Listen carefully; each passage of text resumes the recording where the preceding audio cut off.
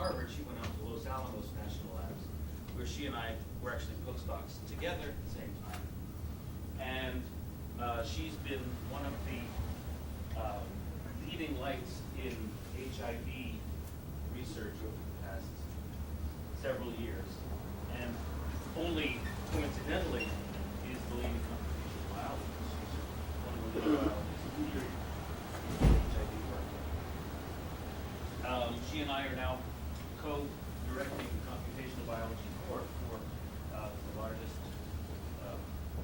consortium chasing after release of vaccine against HIV. Will Fisher, who will be joining her, is an evolutionary biologist. Perhaps some of you have heard of Fisher's law? Different guy. Oh, sorry. I'm sorry. It's a different guy. Sorry. He spells his name wrong. He anglicized his name, which is just unforgivable. So we're really, really pleased to have you come this morning. Thanks, Don. Very gracious introduction. Thanks for coming with me this morning. I'm really enjoying parts of the conference that I've attended. And I've had a chance to talk to students because that's almost, we really don't have any. That's great. And that would be Bill. The work I'm going to be telling you about is going to be about using monoclonal antibody data and sequence data to try to understand what makes a monoclonal antibody bind to neutralize and what doesn't in a sequence perspective, and try to use that information for vaccine design.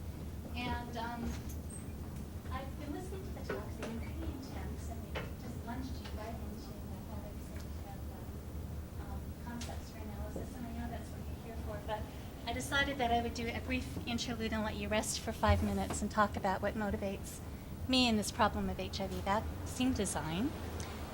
So it's been 30 years, and I've been 30 years trying, bashing my head against the brick wall, as have many of my colleagues, and I don't know if I'm going to live to see an HIV vaccine. And we have to keep talking to the NIH and Bill and Melinda to invest in us so we can proceed with vaccine ideas. So one of the reasons is just for learning a lot about HIV, obviously, vaccines, and trying to come up with a way to make a vaccine that's taught us a different So that's one value. Another point, though, is that vaccines in general often take decades to develop. They've never been fast. So the ideas that seem relatively simple to us now of inactivating the virus and hitting it, those things took a lot of trial and error and a lot of very clever thought when they weren't so obvious back in the day. So I'm going to start with an extremely basic history of vaccines. And you guys probably know this stuff. You might not remember the numbers, but I'm going to give you five minutes of this anyway because I think it's interesting history.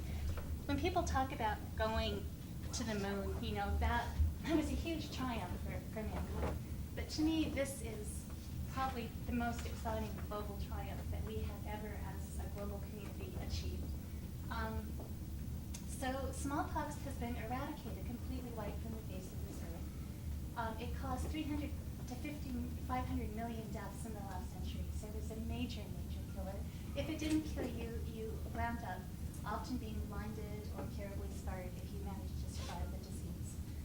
It's a very ancient disease. It's been with human beings for 12,000 years. You can study fossil humans and you can see evidence of smallpox in their bones. And the very last case of smallpox was diagnosed in 1977, not much since then, although it still persists in our freezers, hopefully to stay there. So how did we finally come to that vaccine? That was the first disease to actually have an effective vaccine. And what happened was Edward Jenner noticed that milkmaids were immune to smallpox. And he hypothesized that they were protected by previous exposure to cowpox, which causes a mild infection. So in 1796, Blossom there got cowpox.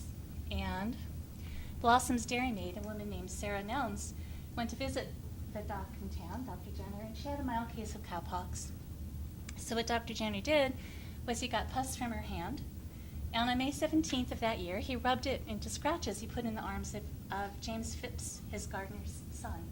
So I don't know how he caught James Phipps, but apparently he did it, and he inoculated him. Then, on July 1st, a few weeks later, he tried to give him smallpox. He didn't really, and he couldn't. And he kept trying, and he still couldn't, which was quite a remarkable thing. So it was the first very clear success of a vaccine, and Jan Gardner's boy made it, and so did many, many other children. And in fact, an interesting bit of history about Boston is probably we wouldn't have won the Revolutionary War, but George Washington was using this vaccine on his troops, and there was a smallpox epidemic in Boston that was taking out the English, but our guys were making it. So we've got a long and beautiful history that we've been able to achieve this. I've tried looking up some data to talk to a bunch of high school teachers a while ago about how effective vaccines were, because I think, as a lot of you guys know, people aren't trusting vaccines these days. There's a big cultural movement against vaccination that's really based on misinformation and lack of information. So these are kind of important numbers to remember to tell people who sit next to you on the subway or in trains, whoever you can catch, because I think we have to fight back. But vaccines work. Vaccines really work. So when they're effective, you can eradicate disease, or you can make disease not a terrible thing anymore. And so these are examples of vaccine-preventable diseases that were licensed before 1980 in the United States. So this is what was happening in terms of peak annual cases and deaths in the peak years prior to vaccination. And look what happens after vaccination. I mean, it's extraordinary. And so this is why 30 years of unsuccess doesn't mean we shouldn't keep trying, because this is the hope. For the vaccines that are more recent, you still get really great numbers, but they're on their way down. So they haven't yet achieved eradication or no deaths, but they're definitely in the right trajectory. Number one cause of vaccine preventable deaths is still pneumococcal disease, and about half of those deaths are young kids. So this is really why we need to keep working on a vaccine. We may not succeed, but it's worth trying. There's a lot of good news on the AIDS front that's not vaccine related. Antiretrovirals don't clear AIDS, but they bring down viral loads. If you guys have friends that are living with HIV, or you yourself are, you know that you can have a long life, and that this low viral load reduces transmission to partners, which is actually going to be diminishing the epidemic, and that can be modeled. So AIDS deaths are down significantly, but we still have 34 million people living with HIV. It still is a lifetime infection. It's rampant in the developing world where people can't afford drugs. It requires 3 or 4 drugs simultaneously given every day of a person's life. Universal access to therapy is expensive and challenging. It's the leading cause of death among women of reproductive age. So without HIV, maternal mortality would be 20% lower. And it's a problem in our country, even though we don't see it like we used to. When Tom and I were postdocs, there was nothing you could do. People would just die. There was no treatment. Well, now obviously you can treat people, but it's still a very serious problem, and 21% of people living with HIV in our country don't know that they are. At least that's what the CDC estimates. So that's my background about why a vaccine, and now to the science. What I'm going to do first is give you a very basic review of how HIV evolves. And then over today and tomorrow, because Tom has invited me also to speak with you guys tomorrow, I'm going to tell you about 3 different kinds of strategies for HIV vaccine that consider diversity. So I'm going to tell you about one of those strategies today. And today's talk, I'm going to talk about why we would use phylogenetic corrections for signature analysis. And in my case, the thing I'm studying is the signatures of monoclonal antibody sensitivity, but you could be looking for sequence patterns correlated with any phenotype, and you would probably do well to consider the phylogeny of the underlying organism. So I'm going to tell you about HIV antibody signatures for the best HIV antibodies, and then how we use those to inform vaccine design, or how we're trying to use those to inform vaccine design. And tomorrow I'm going to give examples of lineage-based design and mosaic designs, which are 2 other strategies, and the one Tom and I are working on together is a lineage-based design, and he's looking at the antibody evolution, and we're looking at the HIV evolution and how they weave together and co-evolve. This afternoon, Will, my colleague, and I are going to present to you the HIV database. And the HIV database has got all of the sequences and all the new data we can gather from around the world. So if you're an HIV biologist, how many of you guys work with HIV So a few of you guys. So if you're a HIV biologist, it's a really handy thing to know about. But if you're not, it is as well, because we develop a lot of tools in the context of HIV that can be used for really any pathogen. So we're going to tell you what you can pull out of the HIV database regarding HIV, but also the tools that we present are tools that can be used on virtually any organism. And a lot of people outside the HIV field use our tools who do sequence analysis. So we're going to try to show you some of those. And as I give you the science this morning, I'm going to tell you when a slide was created with an HIV database tool, so you can imagine how it might be used. And then we'll go over an interactive set of tools this afternoon. And all of our tools are actually web-based, so all you have to do is plug in data or sequences, and you get the answer out, although sometimes they're computationally slow. Yeah?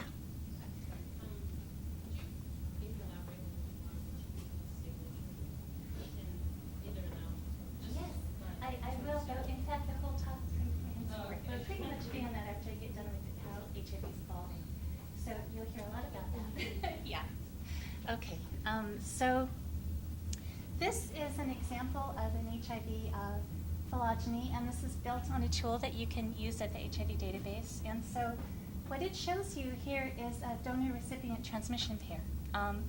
So HIV evolves in every single person it affects over years. So you get this very complex phylogeny, and these are different sites of different tissues that the sample was taken from, genital tract versus blood, where the colors meet.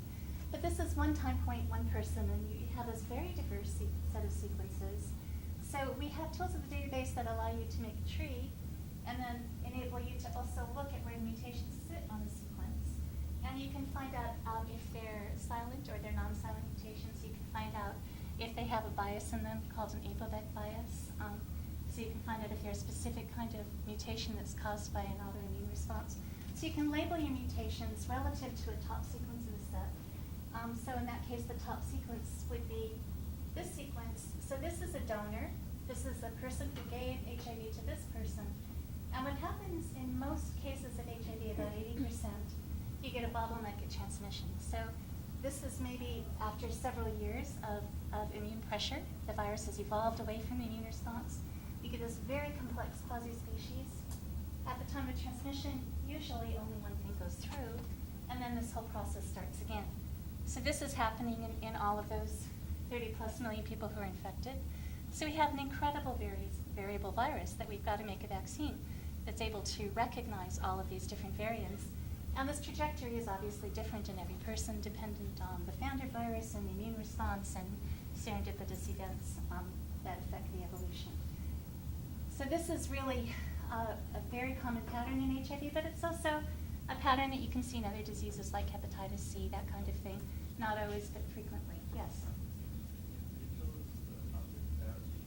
Is there such evolution, or what extent that happens at all? So what happens in the therapy, if the therapy is really effective, you actually get so you can't sample the virus because it goes down to low sampling levels. But if you take away the therapy, it jumps right back up. And the reason that you have to give 3 or 4 drugs is because every time HIV replicates, it introduces an error. So you've got this background field, and every time one of these viruses replicates, on average, you get 1 error introduced to the genome. Lots of those are dead because it's an activated substitution. But when you've got millions and millions of viruses, oh, thank you. Well, it's just for the camera. For the camera, okay. So when you have millions of viruses and you have a drug, you will almost instantly evolve drug resistance if you only have one drug, because every possible mutation against this background genome is present in the person. So the drug resistance mutations will emerge and will build on one another. So if you give 3 drugs at once, they've got 3 different targets. And for the genome to evolve 3 drug resistance mutations at once just doesn't happen. So then the viral load goes down and you don't have this massive milieu to have selection against. So yes, this does happen. It evolves probably more slowly. There's sequestered sites where the virus continues to evolve at little levels and little blips. But you take away the drug and you get that pattern immediately. And if a person doesn't take their drugs, they're in big trouble. Drug resistance evolves fast. So that's another serious problem. or if they only take some of their drugs, or partial, it's really a bad situation. You have another question? Just as a comment, I was curious if the same group of investigators follow up with the recipient and see when the mutations. Yes, we do. And Tom and I do that, and Will and I do that. And you'll be hearing more of that today, and Will will give you some beautiful examples of following from acute infection, and I'll talk about more tomorrow. But yeah, so that's been hard to do because it's hard to catch people at that moment of transmission and follow them for years. But now we've got hundreds of patients that scenario has been applied to, and some of those people make really good neutralizing antibodies. So that's following their trajectories is one of the ways we're trying to discover how come this person made a good neutralizing antibody, and how can we mimic that with the vaccine.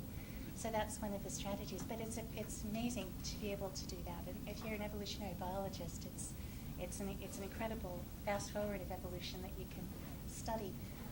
This tree was made on Roadrunner, which at the time this tree was made was the fastest machine in the world. We had it at Los Alamos, and it's a 10,000 sequence maximum likelihood tree. And it's a whole bunch of individuals. So on this tree, every different color is a different person, and there's actually 10,000 sequences in this tree. You can kind of tool through the space, and I'll just show you that. And I can't really get anything informative out of this tree, but I like it because it gives you sort of a sense of how vast the sequence space is that HIV occupies. So every little brightly colored cluster is one person's diversity, and the people all come together because their sequences are more alike than anyone else's in the tree. But you can see that it's just this huge sequence space, and it's difficult to represent. So anyway, that's to give you a sense of what happens within patient evolution over and over and over. You get this massive problem when you're trying to make a vaccine.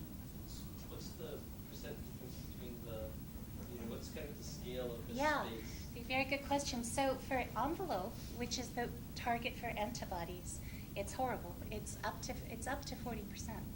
So if you line two envelope sequences and you compare them, you can have 40% difference. And when you think about an epitope on a protein, it's maybe seeing 8 or 10 amino acids. And so that would be true of an envelope, but they might be discontinuous. Of an antibody, and for a T cell, it would be continuous, 8 or 10. But if you've got up to that level of variation, on average, most of your epitopes are going to have 2 or 3 changes. And as we know, that one of the beauties of the immune system is that it's exquisitely specific. So that's the crux of the matter. For GAG and Paul, this is a GAG gene tree here that my colleague Peter Haber made. And it's not as bad. It's maybe 20% diversity. And you have clades, and this is also a very common kind of structure for many, many pathogens. So these tools you can actually also make, these trees, kinds of trees you can make with nano tools. So these are neighbor joining trees because they have tons of sequences in them, but they're all labeled to show characteristics. So these are the major genetic groupings of this virus. We have mostly B clade in the United States, which is that blue at bottom. In South Africa, they have mostly C clade, and we've really got well sampled the B clade and the C clade, but there are many other clades globally throughout the world. So you could have the first character in the name of the sequence be the clade, and you can get colors like that from the tree tool. Or you could have the letters be indicating the country of origin. So again, you can see that we have lots of South African sequences, lots of North American sequences. And here they're labeled by risk factor. And this is a matter of collection. This isn't a matter of good statistical sampling of the population. This is whoever studied this problem had these patients. But we have a lot of homosexual people who volunteered in the United States and in Europe, and so a lot of our samples are from gay men who are B clade infected, because there's a lot of studies done in this part of the world, and that population is very generous about offering to be study subjects. But we also have a lot of heterosexual cases in red from South Africa. So this is one of the tools you can use at our database. The diversity within a continent can be really frightening. So these colors now represent those clades. So if you're trying to make a Southern African vaccine, like for Botswana or South Africa, where the epidemic can be up to 50% of the women coming into a pregnancy clinic in KwaZulu-Natal or places of Botswana. So if you're trying to make a vaccine for those folks, you might focus on just the C clade and not quite have the full diversity. So then you maybe are contending with 20% diversity in the envelope instead of 35 to 40. But my target has always been a global vaccine. And you can see that if you made a C clade specific vaccine, it would fail in other parts of Africa, it would fail in other parts of the world. It's so expensive to make even one that I think we should be trying this, but in parallel we should be trying to make local vaccines. And so that's what I've been focusing on. And this is also Los Alamos tool, the geography tool that makes that map. And not only does HIV evolve by plate mutation, but it evolves by recombination. And if people get infected with two viruses from two different clades, you get recombinants of those viruses. So this is another HIV tool where you can map recombinant sequences or sequences from different sources onto a structure. So this is one of the tools we've developed. You put in the location positions at the breakpoints in the sequence, and out this comes. And sometimes these recombinants are then founder viruses of lineages which become major epidemic strains. CRFO2 happens to be the purple one up in West Africa, very common there. And in Asia we have CRFO1 that's very, very common. So sometimes these are founders then that continue to diversify as they spread. So if you draw back the ancestry of all these viruses, can you tell, like influenza, we tried to do ancestry and see where the origin of this. Yes. It seems there is a lot of population kind of clustering. We- That drives evolution of virus. It does, yes, and we do that. So we make ancestral reconstructions of, and in fact, back in 2000, I did the first timing estimate for the origin of the AIDS epidemic in human, and we estimated that its point source was around 1930 plus or minus 15 years. And then since then, there have been more sequences and new methods developed, and other people have estimated it back a little bit further, more like a maximum likelihood estimate of the timing of the ancestor was around 1915 plus or minus 15, so we had pretty good overlap with our error bars. But you can do that, and you can also reconstruct the ancestral state. And so it's very central. It is very close to a consensus sequence also, actually, just a couple of percent different. And they're statistically not distinguishable. But we've tried those for vaccines, and they are closer to, well, I'll show you. So if you pick something that's like in the center there, it's closer to all these sequences at the tips than the sequences at the tips are to each other. And so that central thing is just kind of the average, most common amino acid at every position, essentially. And the ancestor and the consensus are very close. And in fact, they elicit more cross-reactive responses, and we're going into a phase 1 trial with one of those global consensus sequences, which approximates the ancestral. There's also been some work done with sampling chimpanzee viruses in Central Africa. And Beatrice Hahn has done a lot of this work and have, in fact, found fairly close relatives of HIV-1 in chimpanzees in Cameroon. So now I'm going to go into a realm of something that's not been tested. It's a hypothesis, and it's a hypothesis that we're currently testing. And I think that any one of these assumptions are arguable, but it's the train of thought that's taken me anyway to trying to think about making polyvalent vaccines that represent the diversity in key epitopes as a strategy for going forward with the vaccine. So what are the underlying assumptions of this kind of a notion? And actually all three of the vaccine strategies that I'm going to talk about rely on this underlying notion. So my thought is that antibodies will better recognize diverse HIV variants if they're exposed to the common population diversity during affinity maturation. So are you guys, have you heard of affinity maturation? You're all comfortable with that? Good. Okay, so you know what I'm talking about. And the notion is that if an antibody recognizes an epitope, and it only sees one form of that epitope, it will get really good at recognizing that one form. But what if there's 3 or 4 or 5 popular common forms of that epitope in the population? Maybe if you give all 5 of those to the antibody at the time it's going through affinity maturation, it will mature in ways that tolerate the diversity and all our recognition of all of those forms. So that's kind of the fundamental idea. This idea comes from two observations in natural infection. The first is that broadly neutralizing antibodies, and antibodies that can neutralize a whole spectrum of viruses, make their appearance late in chronic infection, not early.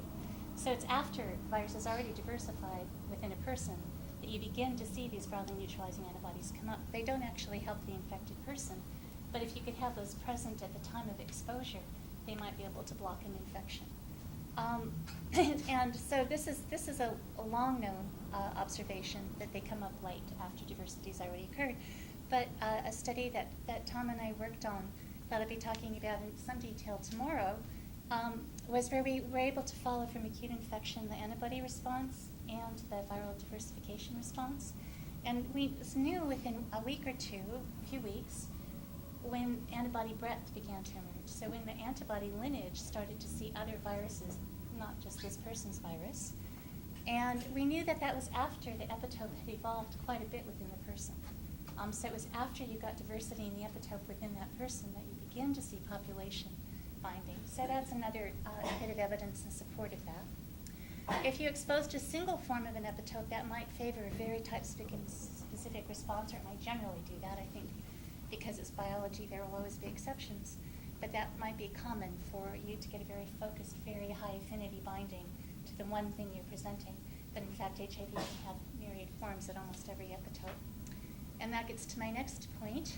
When you look at HIV sequences all day for 20 years, like Will and I have done, you realize that there really is no such thing as a conserved epitope. And a lot of immunologists talk about conserved epitopes, and that's just the jargon of our field, and you hear it spoken about all the time. But in fact, all of these epitopes that are good targets vary somewhere in the epitope. Yes? The universal vaccine versus the non-universal vaccine. How do you feel about the approach of just like seasonal flu, seasonal HIV? It doesn't work. It doesn't work because they evolve really differently. And that's such a great question. I fought with people in the influenza community for 10 years in the 1990s because they kept telling me, influenza evolves as fast as HIV. What's wrong with you people? We've got an effective vaccine. And it's because influenza does evolve at the same pace at the population level. But what happens is there's in any given influenza season, the strain of influenza that you're vaccinating against really is is very well preserved throughout the globe. So you have a season. That season has something that looks like the transmitted founder virus of HIV globally now instead of in one person. And HIV is evolving in every person every moment. Influenza will be 1 or 2% different the next year. HIV will be 1 or 2% different in person A the next year, 1 or 2% different in person B. Now multiply that by 40. So it's a very different kind of evolution. I finally, this is driving me crazy because I kept having this discussion with condescending influenza vaccinologists, and I finally made a slide that showed this, and I showed that the global diversity of influenza in a season is less than, a person infected for a year, one person infected with HIV. That slide, I've never had anybody borrow any of my slides, but that slide I made for like 70 people. They all were interested in that one. I have that slide. I think all influenza people agree that there's more linearity in influenza evolution. Like I noticed in year 3 there's really much more branching even with the same patients. So many of the strains actually drop out and then they evolve back from the node. But that doesn't happen so often in a season in influenza. But between seasons it could happen. So I agree with you. That's so, yeah. And the HIV also is very nasty in that it uses so many mechanisms for evolution that influenza doesn't tap into. So influenza doesn't have lots of insertions and deletions. It doesn't have massive changes of glycosylation number and frequency, and HIV does. And so it's got sort of more opportunity for nastiness. But the influenza also, it's not a chronic infection. So you get this and if you don't get treated, you've got 10 years of life for the virus to evolve in you. Influenza, you clear the virus in a couple of weeks. So you don't have this immune cat and mouse game continuously driving variation in every single infected person like you do with HIV. So there's a fundamental immunological reason for that. Yes? Can I ask a very, very silly Of course. What's the best strategy then? Do you want to give like 10 different vaccines to a patient to protect him to 10 different strains of HIV? Or? I want to try to design a vaccine that will elicit breadth and immune response. So, I think it's going to have to be polyvalent given the scope of diversity of HIV, but I don't know. I don't think this is not 10 specific strains. It's to try to see what's common in the epitope. Because HIV can't be infinitely diverse. It's diverse with constraints. So you capture what's frequently hit recurrently, and you find how that epitope takes shape in a lot of people, and then you try to get the most common forms, and then you try to make maybe you try to get multiple epitopes seen at once. So maybe if you have 3 or 4 variants of one epitope, you could. This is my hope. You could make an antibody that would recognize those 3 or 4 variants some percentage of the time. But if there's still another good target on your envelope, and so a person may not make a good cross-reactive response against that epitope, but maybe they can against a different epitope. So I'm thinking to maximize the number of epitopes seen, and for each one, try to get some fraction of the population protected against as our best shot. And even if we don't get full protection, if we get partial protection, it can help at the population level. Yeah, so that's what I'm thinking. But not everybody thinks like that. A lot of people are focusing on one really good epitope and trying to do their best with that one epitope. So they're designing epitopes and all sorts of things that might capture one known good target. And maybe their ideas are better, and maybe that will be what pans out. I think there's going to have to be a lot of empirical testing and comparison. And right now we don't have good avenues for such comparison. So we don't have good ways to, in parallel, in a controlled way, test different ideas. Everyone kind of tests their own in their own system. It's very difficult to crosstalk. I wish that would change. We need that to change, I think, if we're going to succeed. But there's a lot of different ideas out there. So this happens to be my prejudice that I'm conveying to you guys. Yeah. Has there been any thought of trying to bottleneck the HIV population to a more manageable strain? So making vaccines to kind of purposely drive the evolution of the virus to a weak point where virus? There has been thought of that, in particular with T cells. But I'm not, to me it's sort of science fiction-y, but it has been seriously discussed in circles. And T cells can hit genes that aren't so flexible, like the GAG and polymerase gene with enzymatic function. So the thought, they would maybe be capable more of driving that kind of a pattern. It's not something I think about, but I have heard a serious discussion of that sort of approach. Yeah, I haven't seen anybody trying to implement it, but like you bringing it up and wondering. Yeah. Okay, so keep going here. So one of the things that's really kind of emerged in the last couple of years is that HIV has some really good targets for antibodies. So they're epitopes that, when a person makes a good hit against these epitopes, sometimes they have great breadth and are really potent neutralizers. So there are just a few regions that people are looking at. So here's a model of the envelope that Dennis Burton group made, and these arrows go to the different targets. So the envelope binds to CD4 to get into T cells that carry CD4. That's its way in. So you might imagine the CD4 binding site, if you can make an antibody to that, it's got to be conserved enough for HIV to get into CD4 cells, because HIV has to do that business. So those antibodies are particularly good, and it's pretty conserved because it's got to be conserved for HIV to be functional. That's kind of a straightforward one to think about. The ones I'm going to tell you about, we don't really know why they're good targets. We just know they are. So the PG9, PG16-like antibodies bind a region called V2 and also carbohydrates. And they are very good antibodies. They've been isolated from a bunch of people seeing that target, and when they isolate them, they're good. So I'm going to talk mostly about that over the next few minutes. This is another HIV database tool that I think can be very useful for people outside the HIV field. This kind of approach for looking at data was developed through Gene Expression Array, and they've got nice R tools for doing this sort of map. But if you don't want to have to learn the R code, you can just dump in a two-dimensional table of quantitative values and get them to cluster. So this kind of a heat map, the deeper the color, the more intense the neutralizing antibody response. And these are all neutralizing antibodies down here. And these are all different envelopes from all over the world here. And so these are how well these antibodies neutralize these particular envelopes. And one thing you can see from this, these are these best antibodies that I was just telling you about. And what the heat map clustering will do is it'll bring like behaviors together. So antibodies that hit kind of at the same level of intensity, similar envelope patterns get grouped. And so these are all the best CD4 bounding site antibodies, and they really neutralize almost everything quite potently. Are not quite such good neutralizing antibodies that bind the CD4 binding site. And so the purple ones are all CD4 binding site. The ones that I'm going to be focusing on today are these green guys, and they bind to that epitope I was just telling you about, the variable region epitope. And so if you look at this pattern, you can see, all right, they bind this set of envelopes quite well. They bind this set of envelopes quite poorly, right?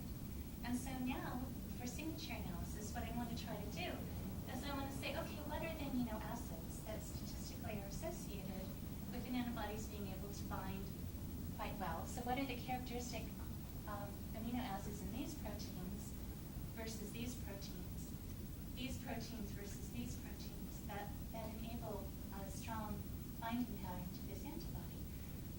The notion being, if I could define what's essential, we could try to mimic that in an immunogen. And if I could define what escapes, we could also maybe try to put that in as a supplemental part of the immunogen to get antibodies that could cover both. So that's what we're aiming for. So I'm going to be looking at these guys. And the nice thing about heat map tools is that they cluster the envelopes, so envelopes with like behavior, and they cluster antibodies with like behavior. And you can really use them for any kind of a table of quantitative data that you want to do this sort of bringing together like behaviors. Yes? So these, I didn't. These are identified in the world of HIV literature. So there's a massive, for 25 years we were stuck with four-good antibodies. That's all we had. And then a couple of years ago, people figured out how to pull good antibodies out of humans that were infected. And that discovery has led to probably now about 100 really good antibodies being pulled out of different human beings that make good response. And they find a map over and over again to the same characteristic epitopes. Pardon? No, they don't help control. So they take a couple of years in, they're often associated with people who have a lot of virus. So they don't really help the people that they're in. More the hope is that if people have some, they'll block infection. Because so you want these antibodies at the cervix, basically.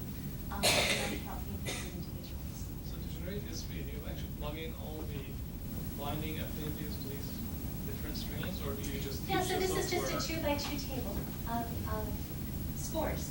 And then it reorganizes your table, and it gives you according to these cladograms. So it takes every value in this column, and it finds a column that has the most similar values. It uses a Euclidean distance to do that. And so it gets a pairwise distance of every column, pairwise distance of every row, and things that are likely to come together. And you can get bootstraps of these, so you can get a statistical support level. We have a couple of different strategies for trying these. I'll show you these this afternoon in our session. You guys can learn them a little bit. But we also have a K-means clustering strategy. So there's a couple of different ways we have to cluster these things.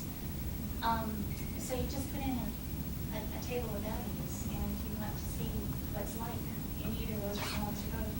How you can get this kind of representation. So for a good antibody, it's can you practice the brain of that? Yes, No, okay. I'm sorry. I'll try to repeat it. Can you guys hear me? Am I okay? All right, good. So for a good antibody, response isn't measured for in vitro assay. So like what is good antibodies in vitro assay? He asked if these are measured by in vitro assays, and yes, they are. And so there's a couple reference labs that do this. And actually, some of these are repeats from different labs. So they'll give me an antibody column against all these envelopes, but from 2 different laboratories and 2 different tests. And they come out very nicely. So that was the next slide. So they're very reproducible results, which is comforting. This is always a nice thing to do if you've got data, to see if you can, to see how reproducible it is in somebody else's hands, and if you should believe the answer that you're getting, or if it's an artifact. So using this tool, can you predict how a vaccine would behave if a new strain evolved? No, I don't think I can, but I might be able to get some insight into that. Okay, so I'm going to go on now. He asked if I could predict how a new strain would react. I mean, maybe I could. So I could see where the envelope sat on this. Yes, maybe I could, but I think it's going to be amino acid specific, and there are many exceptions is the problem. So with some probability, maybe it'd be better than a random guess. But I wouldn't feel confident saying this one's going to be this way. Yes? Your search for changes in the residue which correspond to utilization of Yes. antibodies. How frequently are those changes in the putative binding site for that antibody? Very, very highly. So it's satisfying also. So we get a lot of stuff that you expect, which is really nice because you're finding it through different means. Experimentals were shown by alanine substitution that this site's critical. And then I look and I see, it says they're critical for my population of HIV viruses, but HIV maybe never uses alanine. But if it's an alanine binding site, the alanine scan is used to determine the binding site, you still don't know if it's actually the binding site. No, you don't, and there's crystallography data too. So depending on the particular, how do you know the binding site? How do you know that you're hitting good target regions? Most of these have got crystal structure, and a lot of alanine scanning has been done as well. So that's we know roughly where they bind. And then there's competition assays too. So you get a new antibody out, maybe you don't have the crystal structure yet, but you know it's of a family because it has certain properties for competition, that kind of thing. So they group it that way. Okay, so how are we doing, Will? I'm eating up a lot of time, but you guys are asking lots of questions. So They're very good That questions, is true. yeah. Not to discourage questions, but I think that many of the questions that you're asking might be answered as the talk progresses as well. Is Yeah, that- they're wonderful questions, Well, though. no, you're all wonderful kids, too. Yeah. You know, and I'm also, we're going to be around at luncheon this afternoon too, so you can also ask Yeah. questions then. So maybe I should move fast so you can hear Will's talk, which will be very interesting as well. So I'll try to get through this data quickly. Okay, so this is how I've been thinking about epitopes. That there's sort of three kinds of mutations that can cause escape, and how you might want to weave that framework into vaccine design. So if you have an epitope diversification in or near a contact surface that results in partial resistance, I think that variant would be a really good one to include in the vaccine, because you haven't killed the antibody response, you've just weakened it. So the antibody response during affinity maturation would have a chance to evolve to contend with that variant. So that's one class, and so I would want to make a polyvalent vaccine that included that kind of variation within the epitope. There are mutations that abrogate binding of key residues that are absolutely critical for the whole class of antibodies. And those key residues, you don't want to get rid of them. You're going to need them. So every one of the polyvalent would contain the key residue that if you take it away, you completely abrogate binding to that class of antibodies. And then there are mutations that I think are related to accessibility, so they're outside the binding site. And those you just want to optimize. So there are these variable loops that are very nasty in HIV that I think obscure epitopes. They physically occlude access to them. So if you can find properties of those that don't cause bad occlusion, like being short, which in fact is associated with good binding, you just want to make them all short because it's not really relevant to the antibody binding site, just access to the binding site. So that's philosophically where I'm going with that. Why you would use phylogenetically corrected signature analysis, and that's the strategy I use. I'm sorry I have to go back to the first study where we did this to really show you, but there was a study in 2002 from Simon Malal's lab by a guy named Corey Moore, first author, in Science, and they had just taken a whole bunch of HLAs and a whole bunch of HIVs. So they knew the HLA of the person that had the virus. They sequenced the virus, and then they said what mutations are associated with HLAs. And thought that was an imprint of making CTL responses at the population level